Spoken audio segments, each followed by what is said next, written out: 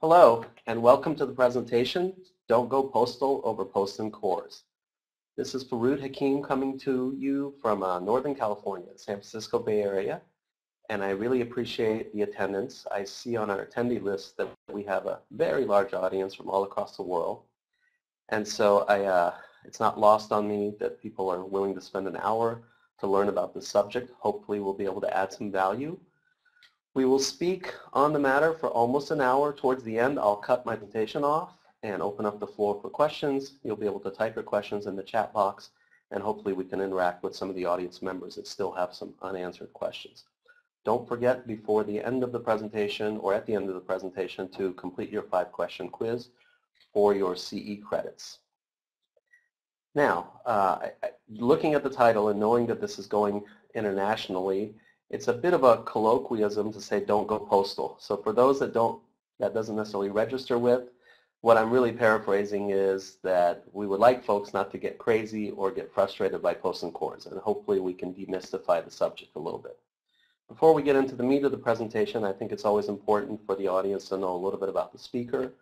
So I basically have been in dental education since I graduated from the University Pacific, where I still teach at, since 1991. And so in some capacity I've taught, and currently I'm a full-time faculty member there. That is probably the biggest hat I wear. Secondly, since graduation I've been a wet-fingered dentist, and to this day still practice a couple of days a week. When I'm not at the office, I have associates at the office. So real-world dentistry is very near and dear to me, and I practice it weekly. So hopefully you understand that I'm not coming from a perspective of just a textbook or an educator that speaks at a classroom level but does not practice what he's talking about himself. Finally, and probably what brings me to you tonight, is I've had the fortune of expanding my reach, going away from just the university-based teaching and working with companies, with manufacturers, testing products, helping develop and consult on those products, and wind up on stage providing CE to colleagues and graduated dentists as well. And so that's what brought me here with you folks this evening, and is why I'm on the stage with Viva Learning and Voco tonight. With the balance of the time, I have a little bit of time for family, but here's just a snapshot of the speakers group that I'm a member of. It's called Catapult Education. Many of the folks up there that are photoed are very big names in dentistry, and some of you may have already attended their courses or listened to their webinars. Anyhow, it's a great place to go for additional material. Just go to catapulteducation.com. And we do a lot of things: multi-level learning, online education, live education, and it should be a great resource for folks. Always start with a disclaimer. This program is sponsored by Voco. This is not an uncomfortable disclaimer for me, because while we're going to be showing some of the great products that Voco has related to this topic, I always show other products from other companies as well. And my particular rule is that I won't show a product or show its benefits or supposed benefits unless it's something that I use in practice myself. So the products you'll see tonight are ones that I trust, that I use in practice, that I order and I pay for my own supplies and inventory. What are we going to cover? We're going to cover some of the history about posts and cores, why we did things with certain materials a certain way.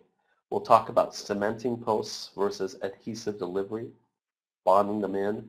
We'll talk about the philosophy of a monoblock approach to buildups and posts, and some of the latest products and evolutions in that technology. But we owe much of the modern paradigm in how we deliver contemporary post technology to aesthetic dentistry. As aesthetic dentistry has proliferated and it's become more in demand, both from the consumer, the patient's view, as well as how doctors like to practice, well, we're naturally using modern ceramics, more translucent materials, and these are not tolerant of some of the dark posts and metallic posts of yesteryear. They shine through.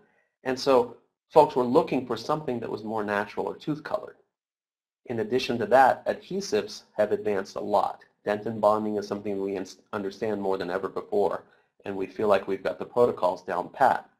So with the advent, or in the improvements in dentin bonding, with the advent of tooth colored posts and resin materials, we now are able to deliver core buildups that benefit the tooth in multiple ways, keeping in mind the philosophies of minimally invasive dentistry, meaning we're trying to preserve as much of the natural tooth that we're fortunate to have left. So this is a slide from another lecture I give, and it has to do with modern ceramics and crown and bridge.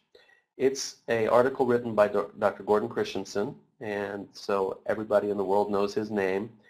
This was published in 2013, and you will see that in 2007, the majority of what doctors in the U.S. using a major manufacturer laboratory were prescribing was still porcelain fused in metal crowns. So metal cores which can block out what's underneath. Fast forward 6 years later, and you can see how the PFM number has dropped significantly, and the all-ceramic number is ramped up to 80%. Keep in mind that's 5 years ago. This number is probably closer to 90% now. So it's not a wonder why we're looking for materials that won't shine through in a negative way and impact all-ceramic crowns, because we're doing so many more all-ceramic restorations. This is a direct quote or a paraphrased quote from Pathways of the Pulp. This is everybody's Bible of endodontic literature that everybody basically learned. This was our text. The foremost purpose of a dowel is to provide retention for a core and the coronal restoration. It should do so without increasing the risk of fracture to the tooth. In other words, posts were necessary evils. I would hear dental students sometimes paraphrase this wrong, saying that we're putting in a post to strengthen the tooth. In fact, the post would add liability to the tooth. It was a necessary liability because we just didn't have enough tooth structure left to retain the core buildup. And if we can't retain the core buildup, the crown is going to be in our hand rather than being in the patient's mouth for any predictable period of time. Posts were necessary evils. This paradigm is starting to change. Doesn't mean posts are risk-free. They're very technique sensitive. But because of the newer materials, we look at them a little differently now. Now sometimes we still have to work with a dark metallic post in place. This is a very good case. It's a spouse of a colleague, young lady that had a mouthful of crown and bridge and some veneers, composite veneers in the anterior that served her for a long time, but now she was ready for an upgrade. The composite veneers were coming out and she was going to get porcelain veneers, get aesthetic smile makeover. One of the teeth number 7, you may be able to recognize here, was not made out of composite. It was a porcelain crown, a PFM crown, and it so happened that that tooth had a long history. It had gone through some heroic endodontic procedures. There was a root perforation and a fracture repair, things that were done by very skilled endodontists hoping that this tooth would make it a few years. Well, 17 years later, the tooth is still there, it's not probable, and it's surviving. So now that I'm faced with the task of taking off all these composite veneers and that one crown, I don't know what I'm going to find underneath. So as we fast forward through the procedure, you'll see there's an up-close photography, and there are the preps done. Fortunately for me, that tooth was still intact, and I didn't have a very negative surprise. There was no evidence of fracture, but there is no way that I'm going to attempt to remove this very wide metallic post, which just has a little bit of circumferential intraradicular dentin around it. Try to remove it and put an all-ceramic post or a fiber post in there. But you can see that the stump is going to be very different. It's going to behave very differently than the adjacent teeth. So when you're faced with such a quandary, we can always just rely on our traditional dentistry. Get our opaque composites, air braid that area, put the right bonding medium in there, and opacify that. Just do a little circumferential sleeve buildup, block out as much of that color as possible, so we have an outside chance of having our final product look reasonable and not have a gray or bruised tooth underneath there. Those are the exceptions. More often than not, we are actually the practitioner putting the post in the tooth for the first time. And metal has really gone by the wayside. Why don't we use metal? Well, because we know it served us well for a lot of years. It's all we had left. But we would see incidents like this. We know that the forces are always generated and distributed at the very apex of the posts. Now, of course, this over here is iatrogenic and the posts were placed too deep. But when we would extract teeth that had posts, even ones that didn't seem to show a problem, we could always see microfractures propagating from these metal posts, especially the highly active threaded metal posts. And so, long story short, it's pretty much accepted in the literature that metal is not the best option anymore because we have better products. When we talk about general post shape, if this is a natural tooth, we know the pulp chamber has a taper and it gets narrower near the apex. Of course, This just shows a cylindrical type of anatomy, and we know that's not really the case. Pulps and chambers and canals have all kinds of shapes. Ribbon shapes have fluting, they have bifurcations, they have C-shaped canals. But in an effort to deliver a post to a canal, we had traditional parallel posts. We had that because we historically didn't have the strongest cements. So we'd rely on a long parallel wall preparation, knowing that as we made this post space, we would use rotary instrumentation and perhaps get very close to critical anatomy, thin out the tooth, bore out the tooth, and put the tooth at risk because we needed this long adhesion with luting cements to hold the post in place. So then that can then in turn hold the core in place, and we can put a crown over it. Fiber posts, and even some of the metal posts, have developed an anatomical shape, meaning much more similar to a natural tooth, so that when post space is made, we preserve more of the dentin at the critical area near the apex of the post.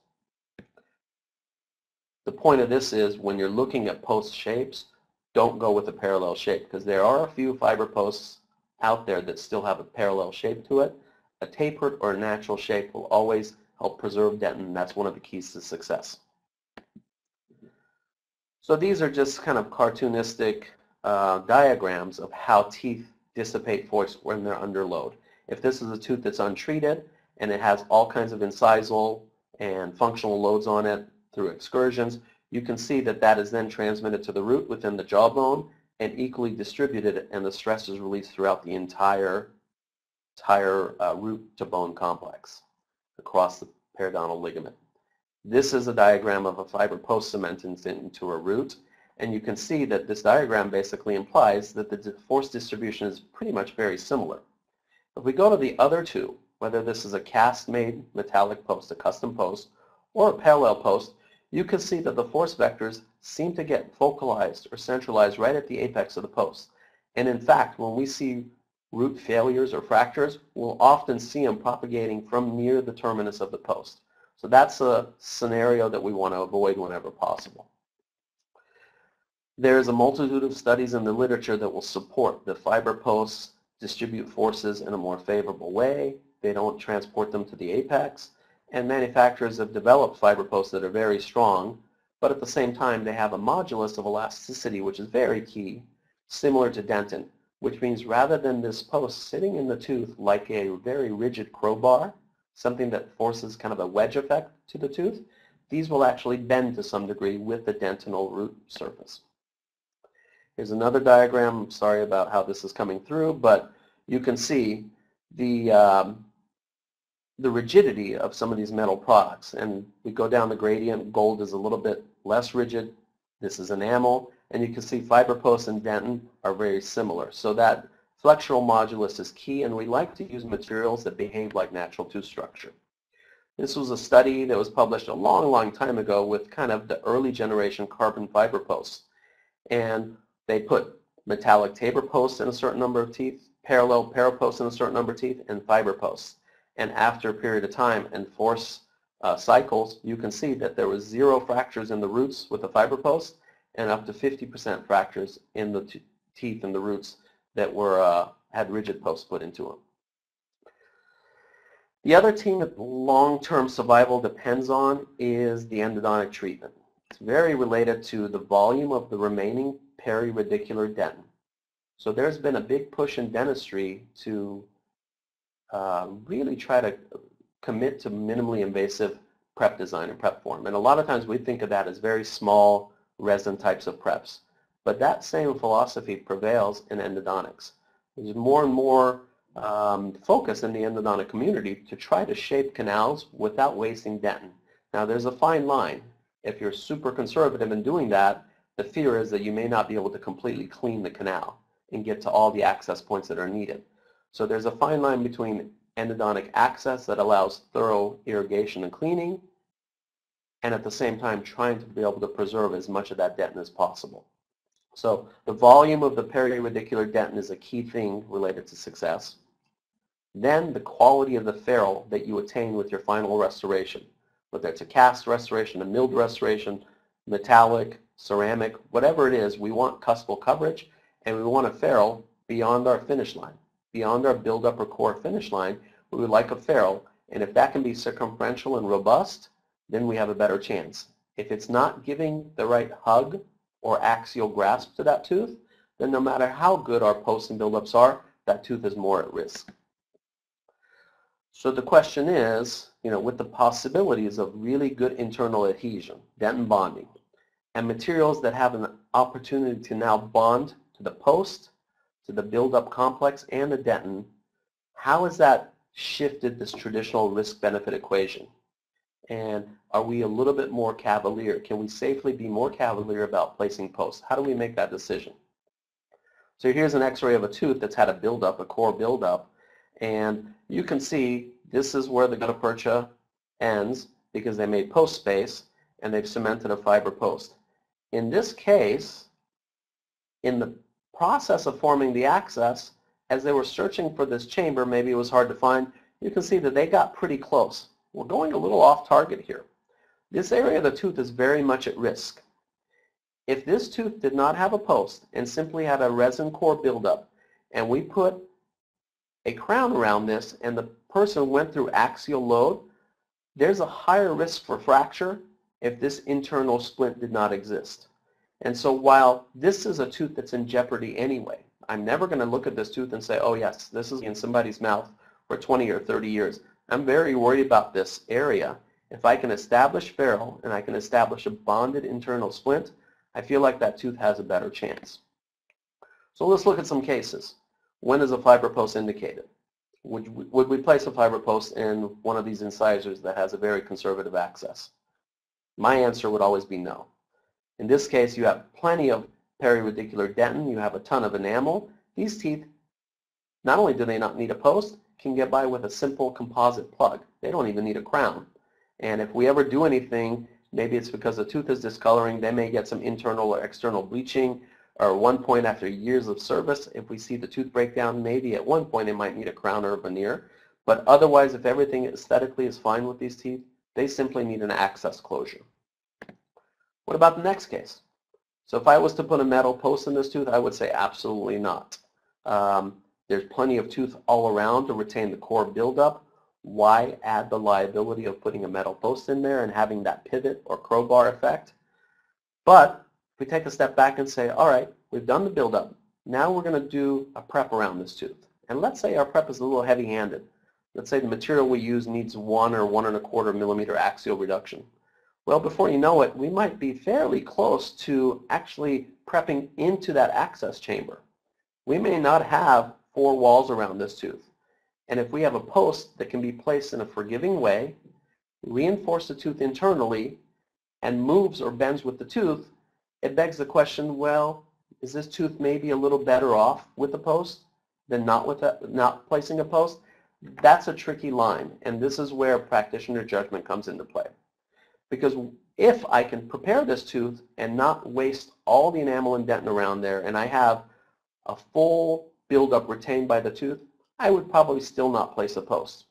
If I feel like I'm going to perforate into some of those walls, the post would be indicated. If I'm placing a post because I think it's the best thing to do, but then in the placement process, as I'm cleaning out post space, I accidentally go askew and perforate a wall, then I feel kind of silly. So just because posts are becoming more forgiving and more biologically compatible doesn't mean that there's not inherent risks with doing the post space preparation. We're getting a rotary instrument into a canal that's irregular and asking for it to become circular. There's always a risk. We're working in the dark. We're checking with x-rays after the fact. That's why I say tread very cautiously, and even though we're going to show you the merits of placing posts, pick the right opportunity to place a post and maybe don't overuse them. Now here's another one which I think everybody knows the answer for. Now you can see we've lost more of the enamel and dentin around here, and by the time we prepare this tooth for a crown, even more of it's going to be gone. Absolutely makes sense to splint or reinforce that tooth internally with a post. And then this is kind of a no question. This would be what was traditionally going to be a cast post and core for me, and now I don't do cast metallic posts and cores. I essentially will do a bonded monoblock post and core buildup. Here's a molar that has 3 walls. Historically, we would never consider putting a post in here because these walls are cited to be enough support for retaining that core. The operator chose to put a post into this canal. What are the risks involved there? That is, on a maxillary tooth, that's a palatal canal, generally a little bit more straightforward. These canals would be a little bit riskier. The operator obviously made the judgment saying the risk-benefit equation sways them to put a post in that canal. This is where practitioner judgment comes into play. And then the question is, how many posts? Because we historically would put a post in a canal. What about if we put 2 posts in 2 canals, or 3 posts, or actually put accessory posts into multiple canals? So you'll be able to find quite a bit of literature on this, but Drs. Boxman, Santos, and Friedman had a nice article in 2013 where they advocated for minimizing the amount of resin polymerization shrinkage, the C factor as we know it. And that had a lot of press for years when we talked about traditional intracoronal composite buildups and composite restorations. Well, the same thing applies to dentin inside.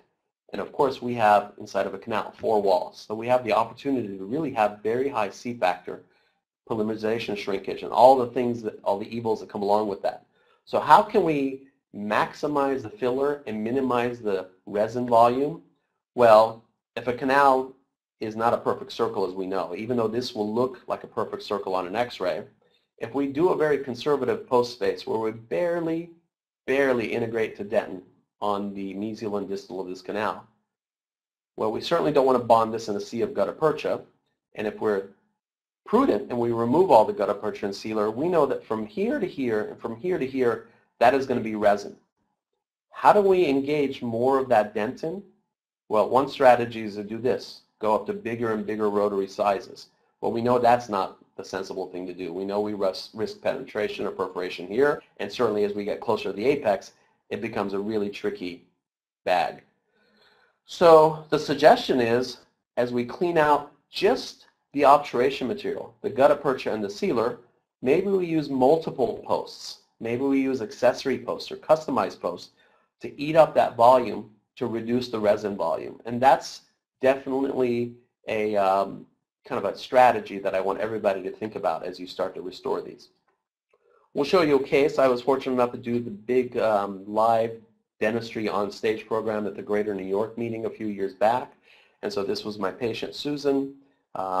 We flew her to New York, and it just, the stars and the moons lined up. This was during a Thanksgiving weekend, where we were able to restore, the project that day was to restore a single central incisor with ceramic material and teach the audience how to prepare this, impress this, bond this, and make it match. So she came to the office, and one of my colleagues had diagnosed a recurrent cavity underneath the margin of this PFM that she came to our practice with 20 years ago. So it had been in her mouth for a lot of years, done by previous dentists, and it served her well. It wasn't a perfect match.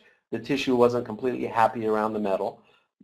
But all in all, it had done a functional job for her and probably matched it a little better 20 years ago. But either way, it had recurrent decay, and we had to change it.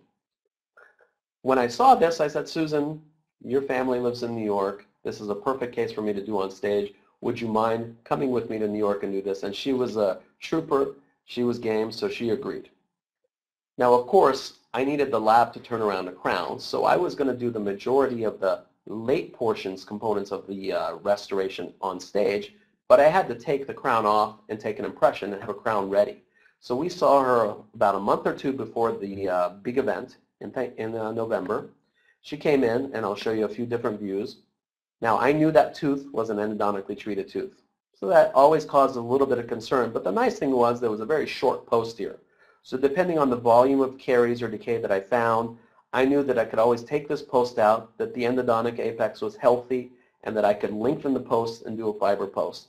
So some months go by, and we're getting close, and we're both getting a little nervous. She comes in. We start to take some shade photography, and that's a subject for another day, but we get ready to do a perfect match because we want number 8 to look like number 9. And then I start to remove the crown. Same way we always do. I'll slot traditionally the porcelain with a diamond burr, slot through the metal with the carbide burr, take it off, and that's what I find. So suddenly I have to take a deep breath, a gulp, and say, oh boy, there's a little bit more of this tooth gone than I thought. I hope we can restore this. So we start to remove bad tooth structure and build up and decay, and we keep going. Eventually, just from the vibration of the burr, that short post that only had about this much in the canal literally just vibrates off on its own. I still have some diseased tooth structure, and now I don't have much left. As I clean this out, this is the first point that I get to where even though there's stained dentin, all of it is clinically and structurally sound and resistant to my Explorer. Oftentimes, something like this would literally be an extraction and an implant in my office. But Susan wants to do everything she can to save the tooth, and she's willing to do some heroic restorative dentistry. I would never dream of doing this with metal-based posts and cores, but I think that we have an opportunity for some reasonable success period if we do our bonding and use a fiber post correctly. So sure enough, we size and fit a fiber post, and we use a universal adhesive agent to prepare the canal, prepare all the dentin, and we'll get into that a little bit in a second, so that we can bond this post into place. We do a post with some accessory fiber wrapped around it, do the completed buildup, and this tooth did not look like this half an hour before this. So you can see with modern dentistry, we can do some pretty amazing things, but the main thing is, who cares what it looks like? How well is this integrated to that canal? Because that's where all of my retention and resistance is coming from. And I'm going to drop my margin as much as I can onto the dentin to create some kind of a ferrule without invading biological space. A very compromised case. The good news is we're going to get as much life as we can out of it, and the whole time the root is there maintaining the bone so that if someday we need to migrate to an implant, we can do that. So we work with our technician, we push a nice lithium disilicate ingot out, we customize it, we use our complex shade mapping software, we make a nice crown, they custom stain it, and the moment of truth, we deliver this on stage. This is a photography immediately afterwards, and it was a pretty darn good match. In fact, the adjacent teeth were desiccated from the isolation that we used, but after the color came back, this crown was virtually indistinguishable. But keep in mind, this is what we had just a few moments before. So that makes it very exciting that with our current post and core technologies, it allows us to regain a foundation. Because no matter how great implants are, and I do them all the time, we know that very few things replace a natural tooth. And if we can get some longevity out of these natural teeth, I think our patients and us are better off with it. So the system I used there was called the Rebuild a Post system from Voco. It's a complete system that comes with their adhesives, with their posts, different sizes, their drills, and their dual cure core buildup material.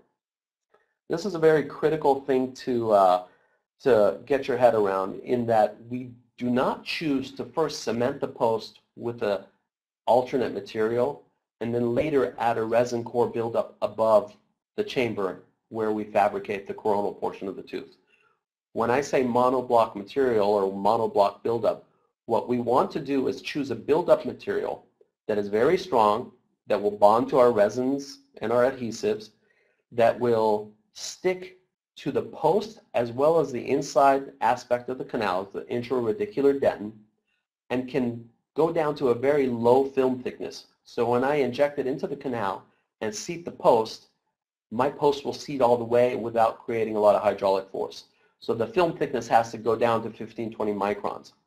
That's not common with most buildup materials. That's what's unique about this and a handful of other buildup materials. Secondly, the DC stands for dual cure. So what that means is in a deep dark canal, when I can't predictably get a light to penetrate, this will continue to go through its dual cure chemical reaction. So very important concept when you look at the armamentarium you have in the office. Is your material able to have the right film thickness and yet be a strong core buildup material? Because I want my buildup material to be my cement and my post and core at the same time. One of the things I mentioned is we use a universal adhesive, and adhesives have come a long ways from the days of the 4th generation material. We went to 5th and 6th, and now we have the universals. The literature will vet out that anything from 6th generation forward, which are the adhesives that are considered self-etching, where you don't use a separate phosphoric acid step. You actually scrub and manipulate the mildly acidic agent onto the teeth and penetrate the tubules, that those will work very well for dentin bonding. They stand up similar to phosphoric etch and total etch bonding systems. When we get enamel involved, it's often beneficial to get some phosphoric etch on that enamel, but the 6th generation and later adhesives that are well tested will do very good jobs bonding to dentin. Does it mean we can't get phosphoric etch into the canal? We certainly could, and we could get a proper etch pattern. The difference is in a deep, dark canal, it's very hard to dice. And if any phosphoric acid remains that we haven't predictably cleaned, that messes up our bond. And that's why 6th generations and higher, or ideally 8th generation universals that will dual cure are the best choice for intraradicular bonding. The great thing about these universals is they work in multiple modes. There's lots of good ones on the market. There's Scotch Bond that has a lot of press time. There's Primer Bond Elect from Dentsply. And the material that I'm using is the Futura Bond Universal, which kind of goes with Voco's post system there. So it really comes down to how you want to handle your bonding. Do you want to do a self-etch and interact with the smear layer, or do you want to open the tubules with a total etch? Most of the folks that you ask right now, the KOLs in the market, will say the best way to do this is to do selective etch, meaning do self-etching primers onto the dentin and do phosphoric acid on the enamel. In my opinion, I think the most important thing when you're selecting an adhesive, whether you're working above the gum line or inside of the canal, is to have flexibility with your adhesive. As you have more flexibility, you have more indications, and you won't need to house or bottle multiple things in the office. The other thing to look for is something that has reduced technique sensitivity. We can't skip any steps. Our adhesives are all technique sensitive. But if we can get ones that can work in multiple people's hands on different days of the week, then we feel like we're going to have better outcomes and lower standard deviation. So the benefits of the Futura Bond Universal is that it works with both direct and indirect dentistry. So whether you're doing your standard composites or you're doing your crown and bridge or post and core buildups, it works. Because it's unidose only, you're never going to have to worry about evaporation, contamination, and you're always going to have fresh chemistry, which is key. But that dual cure chemistry is built in. Many of the other universals might have a additional dual cure applicator or a separate bottle or a drop you have to add. This is already built in. So whether you have a light accessible or an area that you can partially get light to, or you want a full dark chemical cure, it works in all those scenarios. Has a very low film thickness, and that's really critical with canals, especially if anything accidentally starts to cure. If you have a thicker film thickness, indirect restorations like crowns may not seep the same way. Fairly fast to work, but most importantly, it is truly universal. It can bond to all these substrates. Now, each of these substrates have to be treated differently, and again, that's a topic for a different webinar, but it truly can get a universal bond, and it does this through this tensidic monomer. Basically, if you want to think about what that means, a tensidic monomer is one that will reduce surface tension and flow into all the topography, the details. If you look at a sandblasted crown under a microscope or dentinal tubules under a microscope, you'll see that it's a very irregular pattern. Something that is not tensidic will be the opposite, like for example, waxing a car, and when it rains, you'll see the droplets of wax pool up and not want to flow onto the car. Think about a tensidic monomer as something that does exactly the opposite of that. It wants to fully integrate with the substrate that it comes into contact with. And the nice thing is it works in all modes. So whether you're using a self-etching mode only or a total etching mode, which was not an option with a lot of the 6th generation products, or a selective etch, which is what I basically do when I have an enamel involved, this works in all of those modes. So let's talk a little bit about our post and canal preparations. We are left with the canal, whether we did the root canal therapy or the endodontist we refer to did it for us, we're left with the size of a canal that's been obturated. And our goal should be to minimize any wasted dentin. Basically remove the filler as much as possible, get our access form, make it fit our armamentarium, and not waste any pericervicular dentin if we can help it. So here are 3 canals, and obviously these are all filed at different size. If we're looking at the top canal, something like that, where it's just the chamber and fairly narrow, we can get by with a single fiber post. If we have one that's maybe a little bit bigger, the area outside the post is maybe greater than 25% but less than 50% of the size difference, we can talk about customizing that fiber post. Whether we lubricate the inside of the canal and cure a little bit of resin around there to customize it so that it's already pre-shrunken, or we use some flexible fiber in there, we can customize that canal. When we wind up having very wide canals, remember we want to increase the filler. We don't want this mass to be resin. Products are made called accessory fiber cones, where we can load that and form kind of a bouquet here and minimize the resin bulk. So there's a lot of strategies to do this, and of course we always try to do this under optimum isolation. Here's another close-up of that. Here's a post with flexible resin fiber wrapped around it, trying to customize it. Here's one with accessory posts, and this gives you a better idea. So let's look at some cases, and these are cases courtesy of a colleague of mine that I teach with, Dr. Retzer, who does a great job with these. Here's a student case where the student is taking out an old post that's short and wants to do a proper buildup. Now, we can argue that this tooth may or may not need a buildup, but the story is that it's very wide internally, and the internal splinting was beneficial here. So there is the master post cone, that's a red size, plus several accessory fiber cones. If those are bonded with a monoblock buildup, so our buildup material has become the thin layer of cement that goes all the way down to the apical portion of that post, and it's all one material that flows out and creates our buildup, well, you can imagine with the strength that these posts deliver, this is virtually unbreakable, but at the same time, it doesn't add a vulnerability to the tooth because it can flex and move with the tooth when it's under load. This core buildup system is not going anywhere, and it's a very great way to kind of fortify or reinforce that tooth. Here's a more extreme case. In this case, this patient has gone through some medical issues. You can almost see the beginning of a fracture line here. They have lost their little crown on a stick, their lollipop. It came uncemented, and you can see it's a traditional metal parallel post that was cemented with some traditional cement, probably zinc phosphate. It has come out. The patient's not a candidate for implants. They've gone through some bone density medications, and so it's not indicated for her to get an extraction and do an implant. She doesn't want to lose that tooth.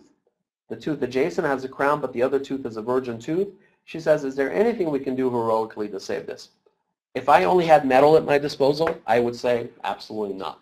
You're better off just not doing anything at all, plugging this up with a little bit of glass ionomer and letting that root retain the bone there. Because I think if I put a metallic post, all it is a recipe for a fracture, and then for sure you're going to need an extraction. However, if we isolate appropriately and go with our monoblock philosophy and accessory posts, we can then create enough of a mass of pre-cured fiber in there, do a core buildup, and then eventually use a laser and do some gingivectomies and get somewhat of a ferrule, and I feel a lot better about this tooth. Am I promising this patient that this is going to last 10 years or 15 years? Absolutely not. But I know it's got much more of a fighting chance than if I just traditionally cemented a metallic post in there. Now, an exciting development that we're going to spend the balance of the time talking about is Voco, who I always build a post kit, has come up with a new slant on things, and showing you those fiber accessory cones was the lead into this. They've come up with a variation of their post kit called the Rebuild a Post GT. A lot of the same stuff you'll recognize, the universal dual cured adhesive, a ceramic primer, the same core material, but the posts are different. Let's take a closer look at these. Here's a refill pack of the posts. And really, if you have a system in the office where you have the right post shaping drills, the rotary instrumentation, you have a core buildup material that you like already, then if you find the post design intriguing, you can order just the posts only. And of course, that would be the refills if you finish the post that you have in the starter kit. But the benefit of these posts is the advantage of a resin reinforced fiber combined with a multi-cone delivery, similar to those cases that I showed you. So now we have the ability to have multiple cones to get better three-dimensional canal adaptation, more dentin preservation, and the doctor can do this by literally removing the gutta percha and the sealer with whatever instrumentation they like, whether they want to use piezos or heat or some passive rotary instruments. We can really just kind of sculpt away the gutta percha, get to clean dentin without wasting any more dentin like our traditional rotary systems would. Based on that, we can reduce the C factor and create now a bouquet that comes above the gum line that becomes that really optimized scaffolding to hold our buildup. And the kit is a complete solution kit. So whether you buy the refills or if you don't have anything in this area in your practice, you can initially buy the complete solution kit so you have everything you need in one area. So here are the 3 post sizes or 4 post sizes, and if you look closely you can see that they're a little separate. I'm going to compress these together and you can see they're actually a multitude of fibers. So they have the 4 fiber size, the 6, the 9, and the 12. And that really depends on the size of the obturated canal, which size you need, if you have a very narrow canal or a mid-range canal or a wider one. But the point is, you can see these will distribute themselves in an irregular shaped canal without you having to additionally remove dentin. That's the advantage. To kind of show you that through a see-through mechanism, because you can't see that inside of a tooth, here's an endodontic training block where students or participants in CE can practice filing these canals. So it's just a clear block. And I started to widen one of them with some rotary instrumentation, and there happens to be the mid-size, the red size cores in place. You can see that they start to take the shape at the bend of the canal. Not necessarily that I'm advocating to go past the bend of a canal, but times there's canals that the bend occurs very early, and we historically didn't have flexible materials to navigate that bend. Now we do. Here's one with the black size. Of course, it's not going to go as far down, but once we cut that or remove that top holder, that little elastic holder there, then the remaining fibers fan out. And you can see how beneficial this would be to have fibers in every aspect of the core buildup. There's the dual cure material in here, and it comes with some very nifty intracanal tips. So that allows you to go all the way to the bottom of your post space and backfill, minimizing the opportunity for voids and discrepancies inside of that. So here's a tooth that we did here with it. It's tooth number 20. Endodontic treatment is done. This is a few months post-op. There's healing around there.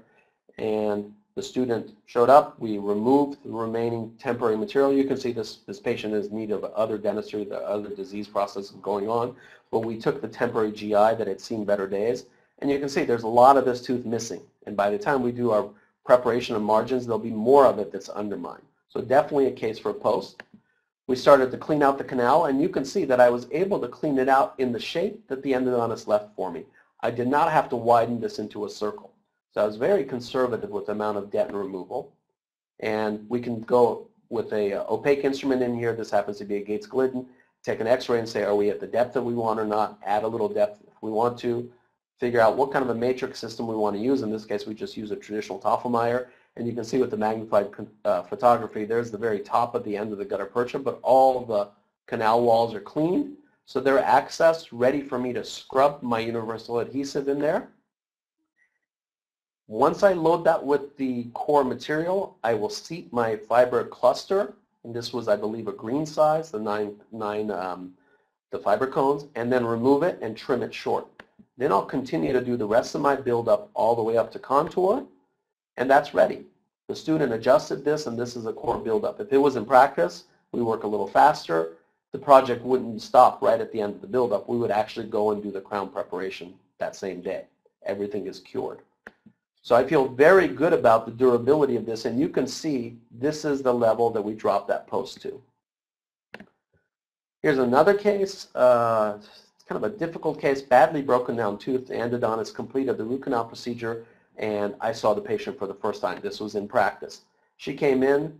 The endodontist had an old PFM that they'd taken off. They did a nice job of putting a temporary crown over that area. And again, the patient is in need of some other dentistry, but we have to stabilize his tooth. So I'm going to take off this temporary crown and see what I have left. And sure enough, there's a massive buildup. There's still some decay. There's a lot going on. So I start to remove this, and again, I only have a few blocks of dentin above the gum line. Most of the area is pretty flattened out. There's a lot of residual stain, but I've removed all the decay at least. So there are 3 canals. What I've done is created my distal canal in the lower molar, made post space there, and I'm simply going to remove just a millimeter or 2 of plug of gutta percha on these, just to have my buildup material flow in there for some additional retention. This is the beginning of it. You can see how the gutta percha is getting less dense. I haven't scrubbed it or removed it from the walls yet, but I'm taking an intermediate x-ray to see the depth that I'm at, set my stoppers. Then I continue to remove the rest of it until I have clean dentin. There's my universal adhesive. I'm scrubbing across the entire platform. There's my fiber clusters set into place with the GT kit and the rest of the core buildup done. The nice thing about that is while it has very low film thickness, it actually stacks up. It has stackability, kind of like a mousse material. So even if I don't have an easy time getting a matrix around there, I can quickly load that up, have it run into the nooks and crannies without running all the way to the gum line, and I can tack cure it with the light. When I tack cure it, it doesn't go anywhere. Then I'll let the dual cure chemistry continue in the canal, and after I'm done building it up to size, then I'll fully cure it, probably to 20 to 30 seconds from each position or each angle. And there it is. We moved immediately to our crown prep and put a temporary and could take an impression that day. So I am not worried about this buildup going anywhere. More importantly, I know that I was able to preserve as much dentin as I could internally and give the tooth some internal reinforcement or splinting. And there's the final product. You can see the terminus of my post complex here. But more importantly, I was able to maintain a lot of dentin in these areas. This is a cartoon from Boco. What it does is just basically depicts what we talked about, the fact that once you remove this carrier sleeve, these will fan out, provide more support for your buildup. And you can see, especially if you use the reduced number of fibers, you can actually curve. Now this is extreme. This is probably not an anatomical depiction, but you can see that our posts can actually navigate around curves to some degree. That was not an option with rigid metal posts. So as we are nearing the end of our program, I would say the take-home for today is respect tooth structure. That's an axiom in all cases. Because no matter how good our dental materials get, nothing is as good as what Mother Nature gave you. Our dentin, our enamel, we try to preserve that whether we're working above the gum line or below the gum line into the root system. Preserve it, because once it's gone, you can't replace it. I think it's really important to stay abreast of all the modern materials because there's wonderful products like the universal adhesives or these more developed post systems that are coming out all the time. And if we just wind up using the materials that we were trained in, and I was trained in the late 80s and early 90s, if I hadn't evolved, I would still be doing metal posts and honestly probably doing a disfavor for my patients because there's better material out there.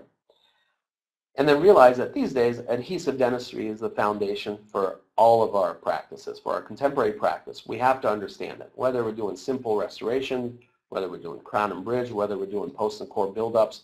We have to stay on top of that and take advantage of what the latest developments in R&D has to offer. So whenever you have a product or a technology that allows you to improve patient care, maybe deliver it even faster with more predictable outcomes, I think we always have to take advantage and capitalize on that when possible. So at this point we have about 10 minutes. I will thank everybody for attending and go to the questions and see if there are some questions coming. All right, let's see.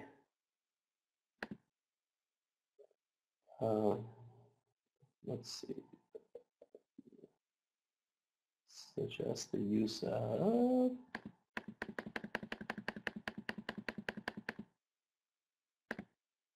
With the beginning cases you showed when there's a significant amount of tooth left, posterior tooth, why not prep a few millimeters down canal and inject and bond?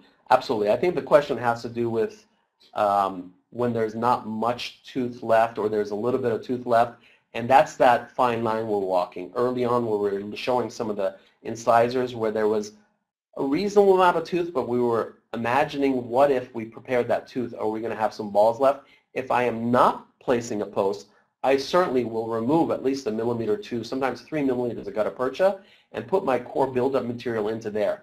I won't just stop kind of equigingival or at the CEJ. I will try to anchor my buildup into that, and that's a very good strategy. Let's see, other questions.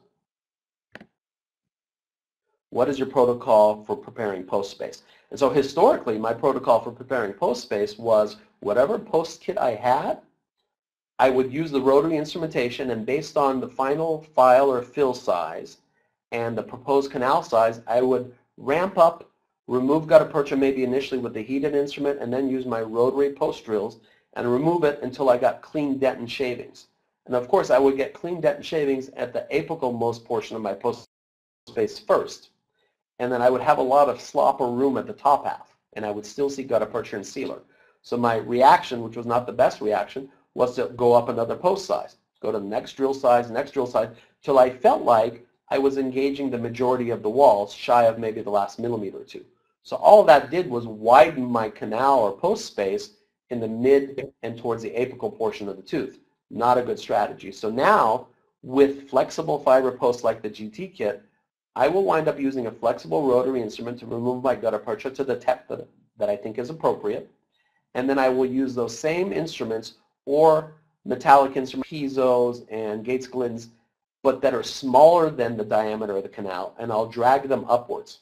I will even use heated lux pluggers. I can use piezos, anything that you have at your disposal to slowly remove gutta percha while you're not removing dentin.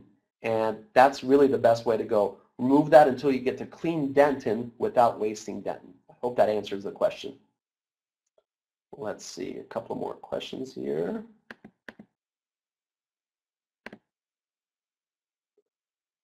Are you using the same material to cement bond the post and the buildup in the core? Yes, that's what we really focused on, was the monoblock. So I'm using that Rebuild a Core DC, which stands for dual cure, and I'm injecting it with those thin tips in the post space. Then I'm seeding the post, and the rest of that material has to go somewhere so it floods out of the chamber. That is the first portion of my buildup, and then I will further kind of add that. Imagine like adding it to an ice cream cone. I would build that up. If I happen to have the luxury of having a matrix around it, it's easy. It's not going to run anywhere. If not, I simply stack it on itself. So this post is fully encased in 100% of the same material, that same core material that becomes my cement and core. And that cement is not the traditional definition of cement. It's bonded to the wall via my adhesive. It's a resin product. So it's a monoblock bonded buildup material. Good question. Let's see. So metal posts are a complete no-no, and that's a question mark. Which one is easier to remove in case tooth has to be reaccessed? Very good question. Because the benefit that these bonded fiber posts give us is a reinforced, stronger tooth.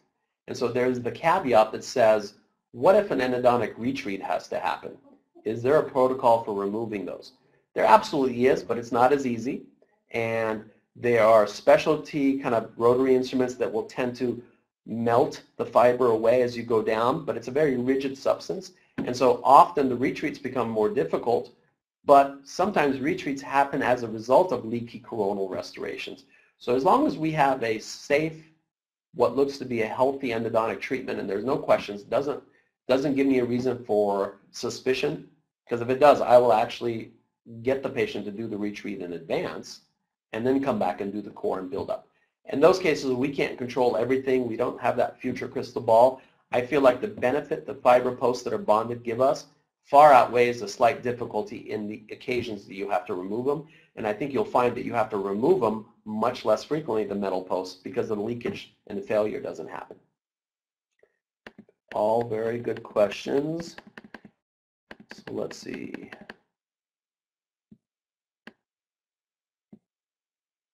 Was there a need for, here's a good one. Was there a need for crown lengthening for the case number 19? I think you're asking about 19. The very first case I showed was the one that was stage 1. That was the one that was the closest to the invading the biological space, but we didn't need to do it. On 19, no. We probably have 3 millimeters of sulcus left and even some tooth structure above that. So there's absolutely no need for crown lengthening. When there is, I'm very picky about my crown lengthening cases because you're picking your poison.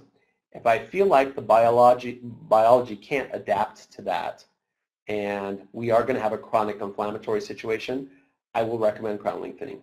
If I can simply remove a little bit of tissue with a laser and get a minimum ferrule, so even though tech says you need 2 millimeters of ferrule, if I even get 1/2 to 3/4 of a millimeter of ferrule there without invading biological space, I'm happy because that's not circumferential. On 19, let's say the mesial box was the area for a 2 millimeter span that only had 3/4 of a millimeter of enamel. Well, the rest of it, the buccal, the lingual, the distal, has 5, 6, 7 millimeters of ferrule. That crown has plenty of axial grasp. The benefit of crown lengthening is, yes, I can get a little bit more ferrule on the mesial aspect, but at what expense? If we do crown lengthening, not only are we exposing the furcation of that tooth that otherwise is not exposed, but because it has to be a fluid bone removal, we're also lowering the bone around the neighboring bicuspid or maybe the second molar distal to it and exposing more furcation. So I think sometimes historically we prescribe crown lengthening quite often without looking at ways to overcome it, because all we had were metal posts and zinc phosphate cement. Now that we have restorations that don't have to go to the gum line, that we can bond to and still reinforce the teeth, now that we have ways of internally reinforcing, now that we have simple diode lasers that do minor gingival troughing, I don't utilize crown lengthening as often, although at times you need it. There's no other way. All right, we have time for just a few more questions. Let's see.